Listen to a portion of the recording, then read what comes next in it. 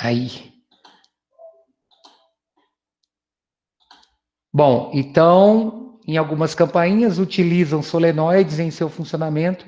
Quando a corrente passa por eles, surge um campo magnético que fecha o circuito e aciona o som das campainhas. Os eletroímãs são dispositivos formados por bobinas de fio condutores enrolados em um núcleo, em geral de ferro. Durante a passagem da corrente elétrica, os eletroímãs formam um campo magnético conforme a lei de Biot-Savart. Os eletroímãs podem ser utilizados em ferro velhos para carregar as carcaças dos veículos. Então, a ideia é a seguinte, ó, os eletroímãs contam com algumas vantagens em relação aos ímãs naturais, e especialmente no que se refere ao controle das propriedades magnéticas. Como o campo magnético em uma espira é proporcional à corrente elétrica, o aumento da tensão fornecida na bobina, né, aumentar a diferença de potencial na bobina, possibilita o aumento do campo magnético no eletroímã e, consequentemente, sua imantação. Então, a ideia aqui, por exemplo, a pilha aqui que eu tenho é uma pilha de 1,5 volts, certo? Na hora que eu coloco essa pilha aqui, formando o meu circuito e colocando o meu solenoide no polo positivo dessa pilha, eu estou fornecendo uma diferença de potencial que está produzindo uma corrente constante aqui, relacionada a esse 1,5 volts. O que vai acontecer aqui? Se eu aumentar a diferença de potencial da pilha, se eu colocar uma bateria de 9 volts aqui, por exemplo, eu vou aumentar a intensidade do campo magnético. Esse aumento na intensidade do campo magnético vai estar relacionado ao aumento da corrente elétrica que eu vou ter circulando aqui. Então, o legal do eletroímã é o controle desse campo. Eu posso aumentar ou diminuir esse campo. Outra coisa que eu posso fazer, eu posso ligar e desligar, né? Olha lá, ó. Além disso, os eletroímãs podem ser ligados e desligados. Por fim, a polaridade dos ímãs pode ser facilmente invertida, mudando o sentido da corrente elétrica que produz. Então, se eu inverter a pilha aqui e colocar a minha bobina aqui de novo, o que eu vou ter? Eu vou ter lá, ó, inverti o sentido, estão vendo? Ó, que legal? Está girando no sentido horário agora, ó. Por quê? Eu inverti a polaridade. Ó, vou colocar o polo negativo em contato com o ímã. Vou fechar o circuito. Olha lá, ó, gira no anti-horário. Correto? Então, eu posso inverter o sentido do campo magnético, invertendo o sentido da corrente elétrica que está sendo produzido. São várias as aplicações dos eletroímãs. Eles são utilizados em campainhas, interruptores, disjuntores de circuito de altas correntes, motores, discos rígidos, telégrafos, guindastes, etc. Para finalizar, o campo magnético terrestre. Então, o planeta Terra tem propriedades magnéticas e, por isso, pode ser considerado um grande ímã. Uma das propriedades do magnetismo terrestre é o movimento de camadas do manto de seu interior, que, por estarem eletrizadas, produzem um campo magnético justificado pela lei de Biot-Savart. Estima-se que o campo seja similar ao produzido por uma esfera magnetizada, mas o eixo do campo forma aproximadamente um ângulo de 11,5 graus com o eixo de rotação da Terra. Uma das mais significativas invenções relacionadas ao magnetismo foi a bússola. Tem uma aqui, ó. Deixa eu pegar aqui.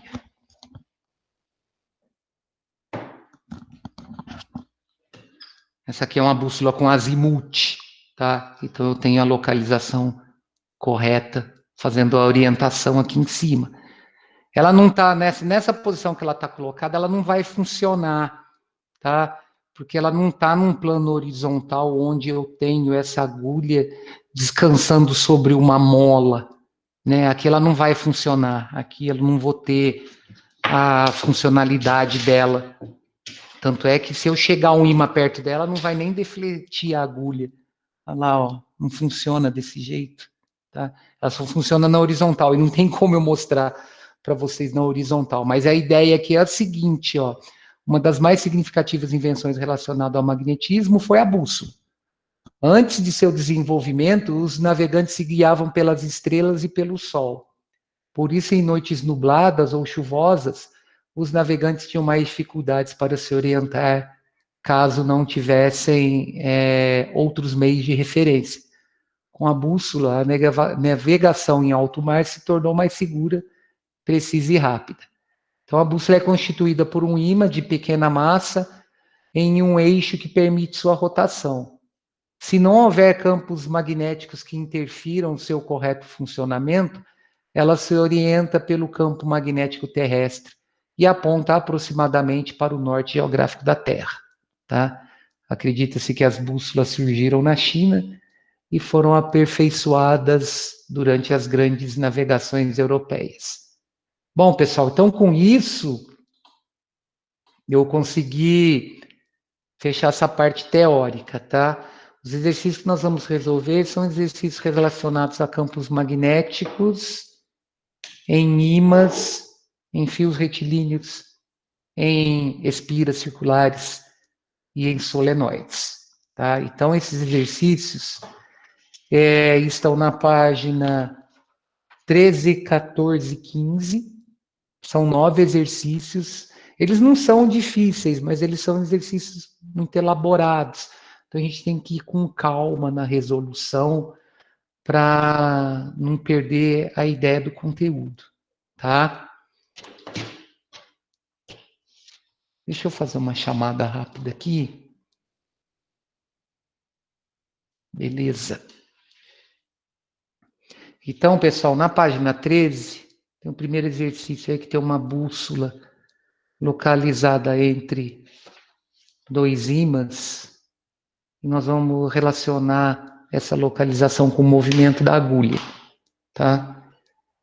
Vamos lá, então.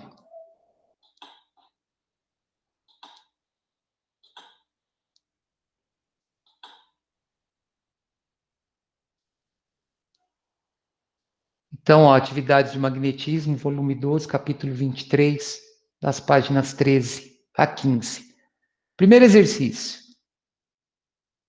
A agulha de uma bússola, ao ser colocada entre 2 ímãs, sofre um giro no sentido anti-horário.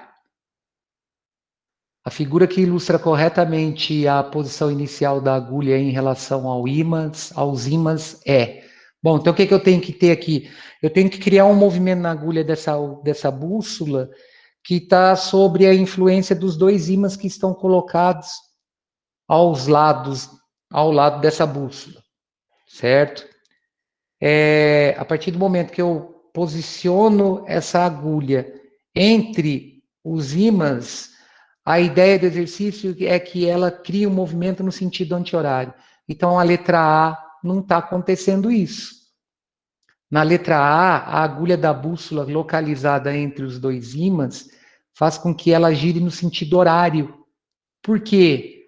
Porque o norte desse meu ímã da esquerda vai criar uma força de repulsão aqui na parte de cima e criar uma força de atração no sul aqui embaixo. A mesma coisa para essa polaridade sul aqui do ímã da direita. Ele vai criar uma força de repulsão em relação ao sul da agulha da bússola e vai criar uma força de atração no norte. Então, a ideia aqui é a seguinte, ó. Eu tenho uma força de atração aqui, horizontal para a direita, e uma força de repulsão aqui, horizontal para a esquerda, em relação a esse ímã da direita. E a mesma coisa aqui, ó, em relação ao ímã da esquerda. Uma força de repulsão aqui no norte, que é horizontal para a direita, e uma força de atração aqui no sul, que é horizontal para a esquerda. Então, nessa situação da letra A, eu tenho uma movimentação da agulha da bússola, mas só que no sentido horário. Na letra B, a bússola não desloca. Ela não cria movimento de rotação. Por quê? Porque os 2 ímãs que estão localizados na direita e na esquerda, ou seja, a agulha da bússola que está entre esses 2 ímãs, ela está posicionada entre dois ímãs que estão relacionando a mesma polaridade para a agulha.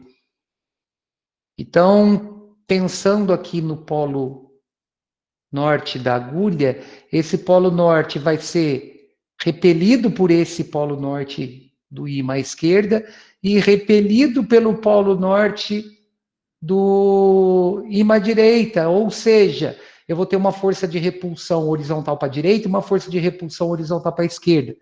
A intensidade do campo é a mesma, então a força resultante é zero. A mesma coisa aqui em cima, ó.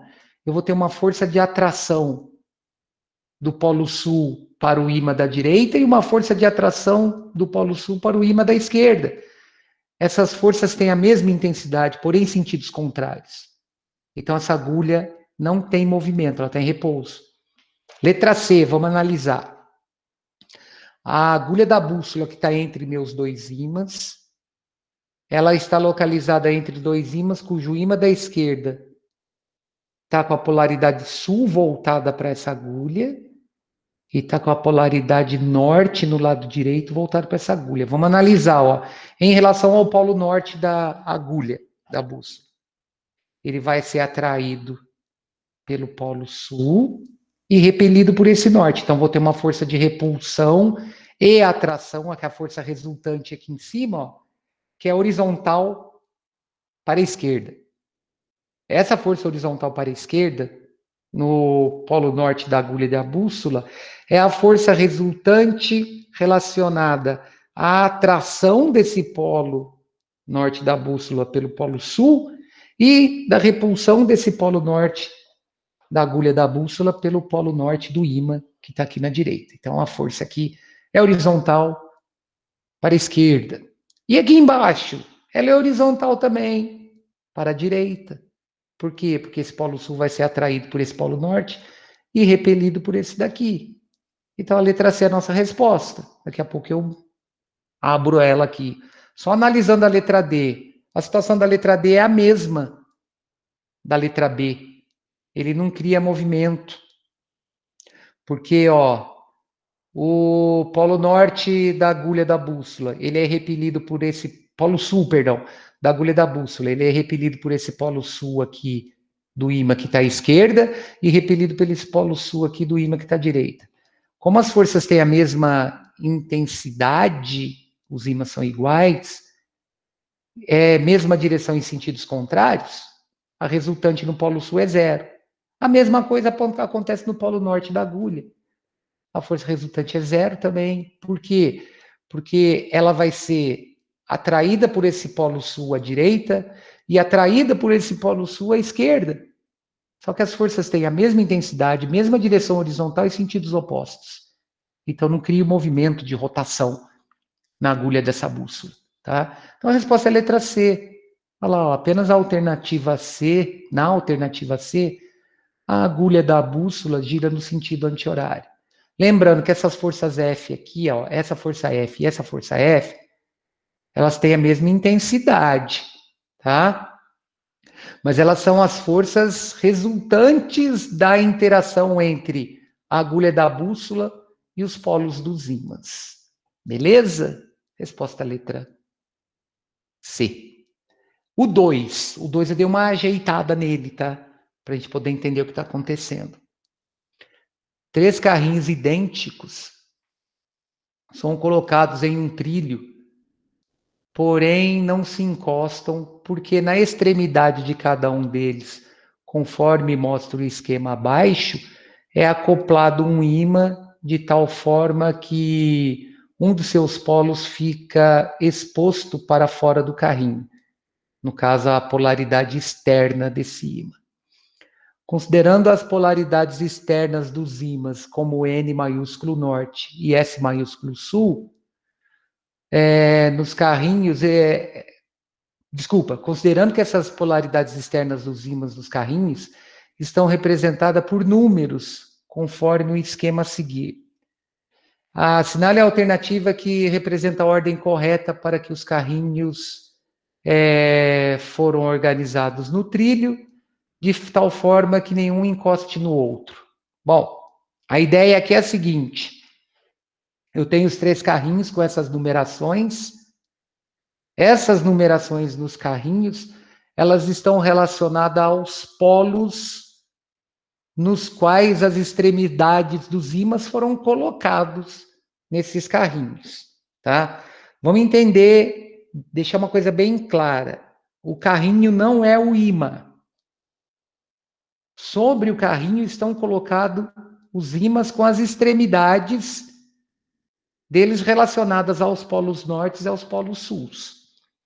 Então, observem o seguinte, ó. No primeiro carrinho, o número 1 vai representar esse ímã com extremidade norte, o número 2 sul. No segundo carrinho, extremidade sul, representada pelo número 3, extremidade sul, representada pelo número 4. E no terceiro carrinho, sul para o 5, 6 para o norte.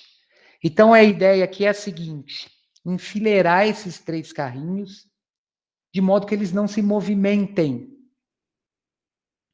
Então, para eu não ter movimento entre esses 3 carrinhos, eles têm que estar relacionados à mesma polaridade. Por que a mesma polaridade? Porque, por exemplo, o carrinho do meio vai ser repelido pelo carrinho da esquerda e repelido pelo carrinho da direita. Então, eles não vão se movimentar. É a história da agulha da bússola, que nós tivemos no exercício anterior. Observem o seguinte, eu numerei tudo para ficar bem claro da gente entender.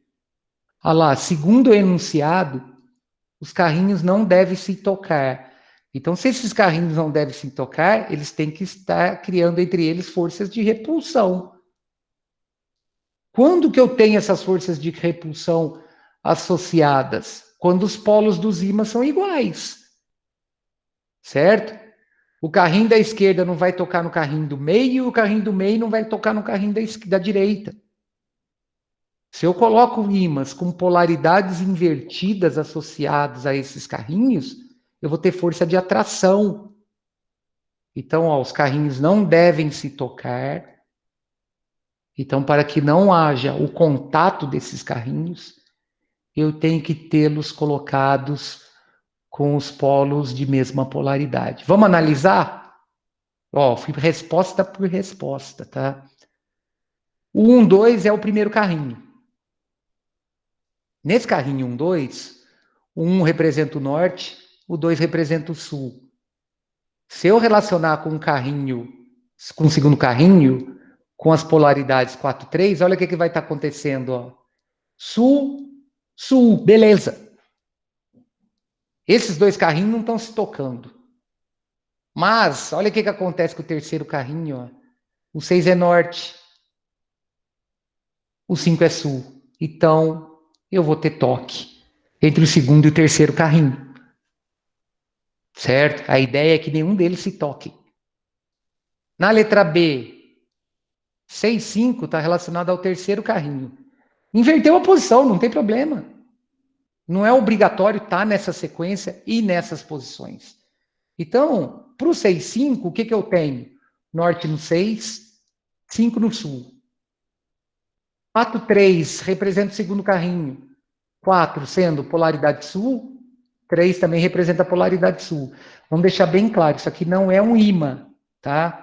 O sul aqui no 3 e o sul aqui no 4 representam as extremidades dos ímãs que foram colocados no carrinho. Representa isso aqui, ó. Tá? Então aqui não está tendo toque nesses 2 primeiros. Mas na hora que eu chego com o primeiro carrinho, que é representado pelos números 1 e 2, olha o que acontece, ó. Norte no 1, sul no 2. Eu vou ter contato nessa ordem do carrinho do meio com o carrinho à direita. Certo? Bom, vamos ver o que acontece na letra C. 3, 4. A polaridade representada pelo número 3 é a sul, pelo 4 também. Aí 6, 5.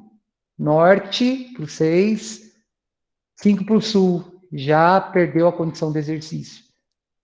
Eu vou ter contato entre esse carrinho representado pelo 3 e o 4 e o carrinho representado pelos 6 e o 5. E vamos ver o último. Aqui já perdeu, a alternativa não é a correta. sul, norte. Ou seja, eu não tenho contato do carrinho da esquerda com o carrinho do meio com o carrinho da direita, mas eu tenho contato do carrinho da esquerda com o carrinho do meio. Então, não é a condição necessária. A condição é que eles não se encostem. Para que eles não se encostem, eles têm que estar com polaridades iguais, porque eu crio forças de repulsão. Então, vamos ver, ó. 2, 1. 2 representa o sul, 1 representa o norte. 6, 5. 6 representa o norte, 5 representa o sul. Beleza, não estou tendo contato entre esses dois aqui, ó. Aí, 3, 4. Fechou. Sul, sul. Ou seja, eu tenho uma força de repulsão entre o primeiro carrinho e o carrinho do meio, e entre o carrinho do meio e o terceiro carrinho também tem força de repulsão. Beleza? Então a resposta é a letra D. Pessoal, é o seguinte. Eu preparei essa aula, eu montei esses slides tem mais ou menos um mês. Aí, o que eu faço? Um dia antes da aula, eu repasso o slide. Aí, o que vai acontecer? Ele nunca está pronto, porque eu sempre acho alguma coisa para colocar, para dar uma melhorada no, na explicação, na ilustração do problema. Então, isso eu fiz ontem. Nesse exercício eu fiz isso ontem. Eu dei uma aprimorada também no exercício 6 e 7. E o 3 também eu dei uma aprimorada nele. Então, o slide que vocês têm lá no agendamento da aula, ele não condiz com esse. Esse aqui está mais detalhado. Então, eu vou fazer o seguinte, eu vou mandar para vocês, por e-mail, esse slide depois. Tá? Porque nesse, eu acredito que eu não vou mexer mais. Tá? Se bem que tem força magnética aqui, que de repente eu ainda acabo mexendo numa coisa. Mas eu vou mandar, principalmente devido a essa sequência dentro da explicação, tá? Então, depois da aula, depois do almoço, eu mando ele para vocês, beleza? Vamos para o exercício 3 também, que eu dei uma aprimorada.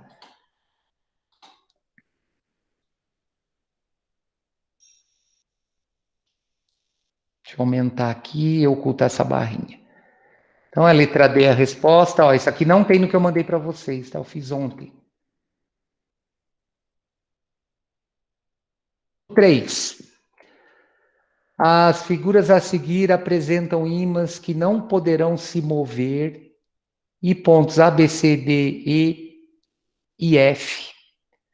Observe as posições dos ímãs e dos pontos assinalando verdadeiro ou falso. Então, ó, tem dois ímãs. Eu tenho um ímã de barra, né, com as polaridades norte e sul, que é o ímã 1, e um ímã de ferradura, que é o ímã 2, com as suas polaridades norte e sul, e os pontos A, B, ó, o ponto A, o ponto B aqui em cima, o ponto C aqui embaixo, tá? E os outros pontos D, E e F entre os polos do ímã de ferradura. Então vamos na primeira, na letra A. Na primeira figura, pode-se concluir que o campo magnético é mais intenso no ponto A do que no ponto B. Sim, a intensidade do campo magnético ela é sempre maior nas proximidades do polo, tá? Então, ó, eu tenho este ponto A aqui muito próximo do polo norte do meu ímã 1. O ponto B está a uma distância maior, então a intensidade do polo, do campo magnético nesse ponto A que está próximo ao polo, é maior que nesse ponto B que está afastado. Aí na letra B, ao colocar um segundo ímã no ponto C, ó, o ímã aqui, ó, coloquei ele aqui, com seu polo sul voltado para o polo sul do ímã 1, olha lá, ó, polo sul voltado para o polo sul do ímã 1, haverá uma força de atração. Não. Polaridades iguais, eu crio força de repulsão. correto? Olha lá, ó, polos iguais se repelem. Aí eu estava me fuçando nas animações do PowerPoint e eu consegui fazer esse ímã mexer, ó. Então, na hora que eu aproximo o sul desse meu ímã no ponto colocado no ponto C, do sul do ímã colocado do ímã 1, vai acontecer isso, ó, vai ter uma movimentação, ele vai repelir, beleza? Olha lá, ó, deixa eu voltar aqui. Houve uma força de repulsão. Aqui girou porque eu não consegui ter o controle da movimentação, mas a ideia era girar e ficar com o polo norte, né? Aí eles se alinham. Bom, letra C. Considere um segundo ímã preso por o seu centro de gravidade e com liberdade de rotação, mas não de translação. Então ele gira, mas não faz isso, tá? Quando esse segundo ímã for abandonado no ponto B, ali, ó, no mesmo plano e paralelo ao ímã 1, poderá sofrer rotação até entrar em equilíbrio. Sim, verdade. Por que que isso é verdadeiro? O segundo ímã, esse ímã aqui, ó, ele vai sofrer rotação conforme o campo magnético na região onde ele foi colocado. O que que acontece aqui, ó? No ímã 1, o que que eu tenho? Eu tenho a geração de um campo magnético ao redor aqui, beleza? Onde as linhas de campo vão sair do polo norte e entrar no polo sul. Aí na hora que eu coloco esse ímã aqui no ponto B, a orientação dele vai alinhar com a orientação do campo magnético que eu tenho aqui, ó. Em relação do campo magnético gerado por esse ímã 1. Então ele se orienta, tá? E no caso ele vai inverter sua polaridade. E na letra D finalizando. O ímã 2, esse ímã aqui, ó, esse ímã de ferradura aqui, produz entre seus polos um campo magnético uniforme. Ele está afirmando isso, tá? Assim, pode-se afirmar que os pontos D, E e F, nos pontos D, E e F, o vetor campo magnético tem a mesma direção, mesmo sentido e mesmo módulo. Oh, lógico, correto. Se entre os polos do ímã 2 eu crio um campo magnético uniforme, qualquer ponto colocado entre esses dois polos, ele vai estar relacionado a esse campo magnético uniforme, ou seja, ele vai ter sempre a mesma direção, a mesma intensidade, o mesmo sentido. No caso, os pontos D, E e F, eles têm direção horizontal, sentido para a direita. Por quê? Porque as linhas de campo saem do polo norte, entram no polo sul. Aí a intensidade vai ser o valor numérico associado à unidade de campo magnético e vai estar relacionada ao campo gerado por esse ímã, tá? Então a letra D é verdadeira. Os pontos D, E e F estão localizados em uma região na qual o campo elétrico, não, vamos arrumar isso aqui. Passou batido aqui. O campo magnético. Não tem um campo elétrico aí, não. Tá? Já arruma, eu já mando arrumado para vocês. Salvou? Beleza. Bom, então tá lá, arrumado agora. O campo magnético é praticamente uniforme. O mais praticamente aqui também ficou separado. Ficou feio. Beleza? Questão 4. Em relação às propriedades e aos comportamentos magnéticos dos ímãs, das bússolas e do nosso planeta, é correto afirmar que a agulha de uma bússola inverte seu sentido ao cruzar a linha do Equador. Nada a ver. A agulha vai sempre apontar para o norte geográfico. Ela vai continuar apontando para o norte. Não é só porque eu mudei de polo que eu inverto a polaridade da agulha. Senão ninguém ia conseguir viajar para o norte, né? Sai um barco aqui, um navio aqui do Brasil e atravessa a linha do Equador. Ih, perdemos a orientação, não vamos mais. Não, quando a orientação continua, certo? Um pedaço de ferro é atraído pelo polo norte de um ímã e repelido pelo polo sul. Não. A atração e a repulsão, ela vai acontecer entre ímãs, não entre materiais ferros magnéticos e o ímã. O material ferromagnético, ele é atraído pelo polo norte e pelo polo sul do ímã, não importa, tá? Vai ser sempre atraído. Então, tá incorreto também, ó. Quer ver, ó? Tá aqui, ó. Ó, tem esse ímã aqui. Ele é atraído por esse lado. Eu vou inverter o ímã. É atraído por esse. É atraído aqui. Não importa, tá? Por quê? Porque o ímã está gerando o campo. E para eu gerar o campo, esse ímã tem que ter polaridade norte-sul. Letra C. As propriedades magnéticas de um ímã perdem-se quando ele é cortado ao meio. Não, quando eu corto o ímã no meio, eu tenho o princípio da inseparabilidade. Eu crio 2 novos ímãs. Então tá incorreto. Tirar esse ímã de perto do notebook aqui, porque ele é muito forte. Incorreto. Quando o ímã é cortado, formam-se 2 novos ímãs. Letra D.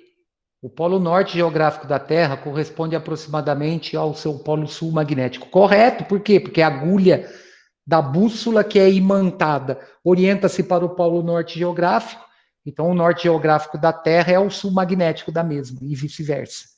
Beleza? Resposta letra D. Quinto, um fio retilíneo longo colocado em um meio cuja permeabilidade magnética, μ0, é 6π vezes 10 a menos 7, Tesla vezes metro por ampere, é percorrido por uma corrente elétrica. A uma distância de 50 centímetros do fio, o vetor campo de indução magnética, o valor de B, né, apresenta 3 vezes 10 a menos 6 Tesla. Qual é a intensidade da corrente que passa pelo fio? Então, o que eu estou trabalhando aqui? Eu estou trabalhando com intensidade de campo magnético relacionada à corrente que percorre esse meu fio retilíneo. Certo? O que foi dado para a gente? A permeabilidade magnética, o raio, que é a distância desse ponto ao fio, que é de 50 centímetros, e o campo magnético. Eu calculo a corrente aqui, ó. O campo magnético num fio retilíneo é permeabilidade magnética vezes a corrente, dividido por 2πr. No caso 2πr ali, é o comprimento da linha de indução magnética que eu crio ao redor do fio. Aí fez uma graça aqui, né? Isolou a corrente. Como é que isola a corrente aqui? Eu passo a permeabilidade magnética dividindo B e passo 2πr multiplicando B. Aí trocou valor. Trocando valor, ó, simplificando 2π com 6π, 2π dá 1, 6π dá 3. Aí simplificando 3 com 3, vai sobrar meio vezes 10 a menos 6 no numerador, dividido por 10 a menos 7. 10 a menos 6 dividido por 10 a menos 7 dá 10. Multiplicando esse 10 por meio, eu tenho a corrente de 5 amperes. Beleza? Vou resolver até o 6, tá? Porque não vai dar tempo. São 10 exercícios, eu falei que eram 10 nada, são 11 exercícios. Não vai dar tempo, eu não quero correr, não quero atropelar a matéria. Segunda-feira eu resolvo e a gente já fica aí com a tarefa dessa semana para a semana que vem, tá? Não vamos preocupar com a tarefa que tem que ser entregue, vamos preocupar em entender a matéria. Então, o que nós temos aqui agora? Cara, isso é muito legal. 2 fios retilíneos constituídos de materiais condutor de eletricidade são paralelos entre si. Então, ó, esses 2 fios estão aqui, ó. Deixa eu pegar essas 2 canetas aqui. Tá um do lado do outro, certo? Onde a corrente elétrica nele, ó, pega o plano aqui, eu tenho esses 2 fios colocados assim no plano, ó. Deixa eu pegar a apostila aqui, fica mais fácil. Esses 2 fios colocados assim no plano, certo? Então, estou vendo assim, ó. Estou vendo de frente isso. Eles estão no vácuo, são perpendiculares ao plano do desenho, ou seja, eles formam um ângulo de 90 graus com o plano do desenho, né? E são percorridos por correntes elétricas que entram no plano do papel. Então, na hora de eu aplicar a regra da mão direita, eu tenho que aplicar a regra da mão direita assim, ó, o dedo polegar entrando na folha, certo? Determine a intensidade do vetor campo de indução magnética no ponto médio do segmento que une os fios. Aí foi dado a permeabilidade magnética no vácuo de 4π vezes 10 a menos 7 Tesla vezes metro por ampere. Então, qual que é a ideia? Eu vou ter um campo resultante aqui nesse meinho aqui, no ponto médio, que vai ser o resultado da soma vetorial do campo gerado pela corrente de 7 ampere e do campo gerado pela corrente de 4 ampere. Aí, para eu poder fazer essa soma vetorial, eu tenho que estar sabendo o que está acontecendo nesse ponto médio. Se está descendo, se está subindo. Porque agora o que acontece? O dedão, que é o polegar, ele entra na folha de papel. Então, do lado esquerdo, no ponto médio, o sentido da corrente do campo é para baixo. No lado direito, o sentido da corrente é para cima. Eu fiz tudo aqui, tá? Então, ó, a resposta da 5 é a letra C, esqueci de apertar aqui. Então, vou chamar a corrente, o campo relacionado à corrente de 7 ampere de B1.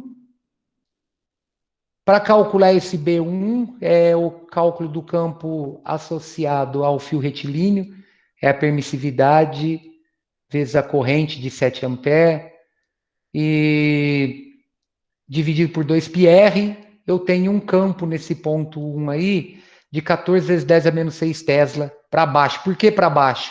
Porque, ó, se eu aplicar a regra da mão direita, a corrente está entrando, é o dedo polegar. Eu fecho aqui no fio, ó. O fio está aqui, ó. Eu fecho aqui. Então, no ponto médio está entrando aqui. Aí, vamos para o B2. Olha lá, está entrando ali, ó. Fiz até um giro para indicar que está entrando. B2. Quem que é B2? Só um minuto, gente. Fiz um barulho aqui. Não li aqui, só um minuto. Professor, preciso sair da aula, não aconteceu. Sem problema, fica tranquilo. Vai lá, resolve lá. Sem problema nenhum.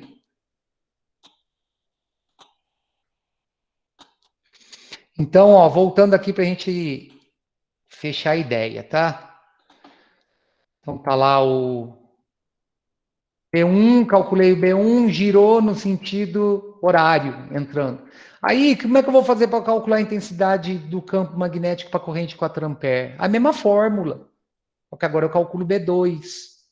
Como eu mudei a corrente, é lógico que a intensidade do campo vai mudar, certo? Então, neste caso aqui, eu vou ter o sentido entrando na folha de papel. No ponto médio, não, ninguém perguntou, mas eu vou falar aqui. O que é esse 10 a menos 2 aqui? Ah, mas não tem no texto, professor, 10 a menos 2. Por que o raio é 10 a menos 2?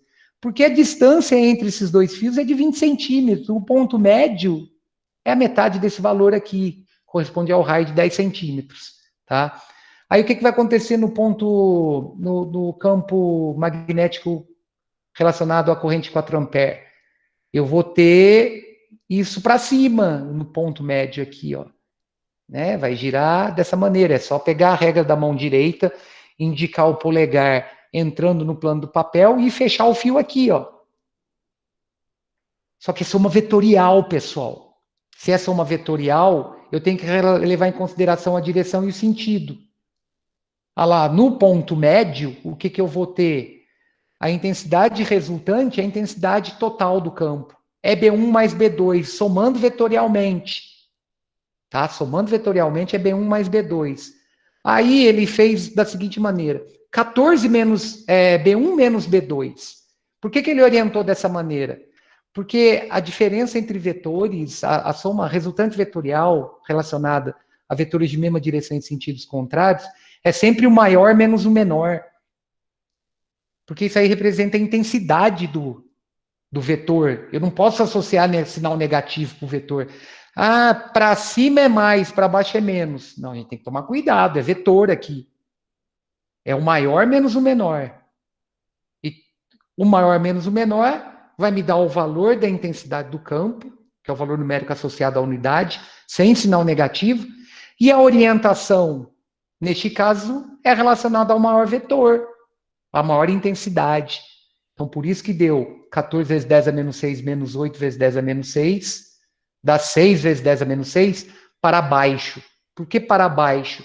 porque a intensidade do campo magnético B1 é maior que a intensidade do campo magnético B2, então a orientação é do maior vetor.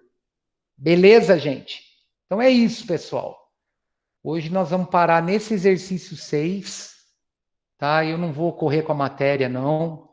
E meu presente para vocês essa semana é que vocês estão livres de mim, sexta-feira.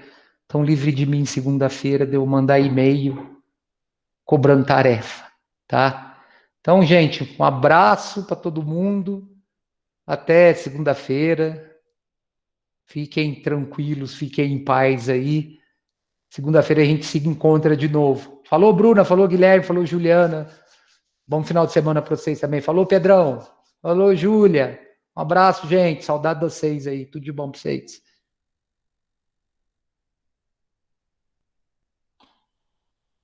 Falou, um abraço. Tchau, gente. Até segunda-feira.